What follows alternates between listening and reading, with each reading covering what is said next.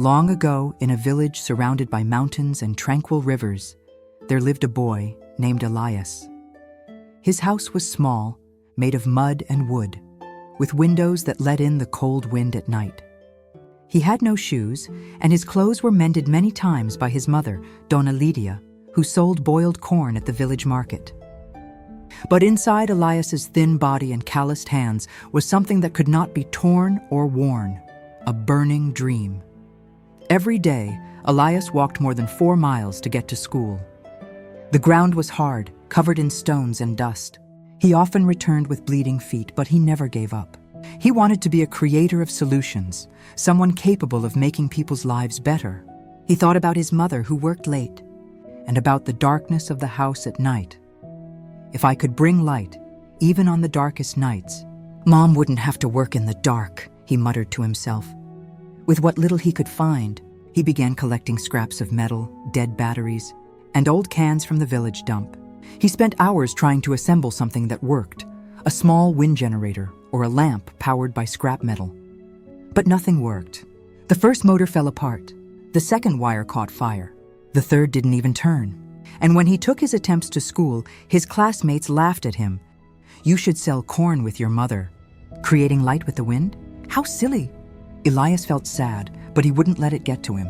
Instead of sleeping, he read old newspapers that the baker wrapped in bread, copying stories of inventors and scientists into his tattered notebook. He didn't understand everything, but he learned every word, every technique that could help him create something useful. One day, he heard about an old man named Seu Otavio who had been a radio technician in town. Elias sought him out and asked for help. The man looked at him and said, "Do you really want to learn?"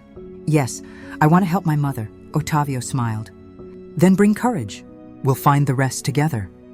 Elias began learning about wires, chains, and small machines. He used scrap metal as if it were gold, slept little, but his heart was full of hope. He spent days assembling parts, repairing engines, testing bicycle propellers. His hands grew dirty, his eyes tired, but each mistake was a lesson. Each difficult night fueled his dream. Months later, the school principal announced that a company from the capital would visit the school in search of young inventors.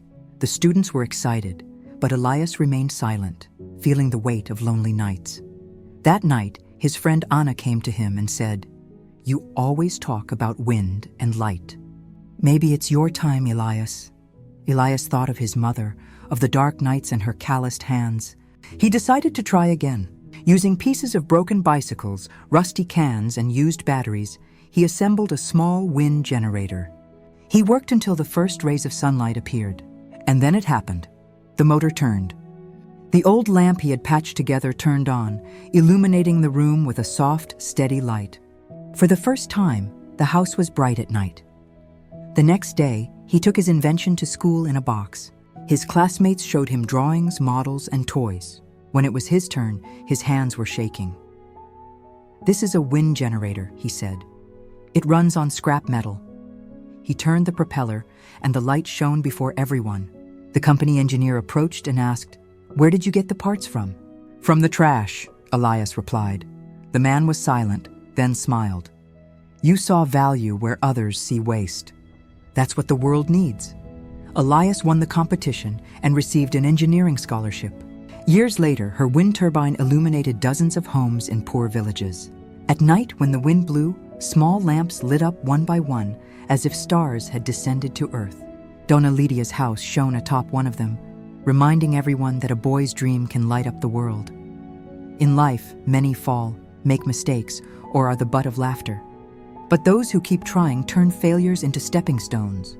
It's not the brilliance of victories that defines a winner, but the light they ignite within themselves, even in the darkness.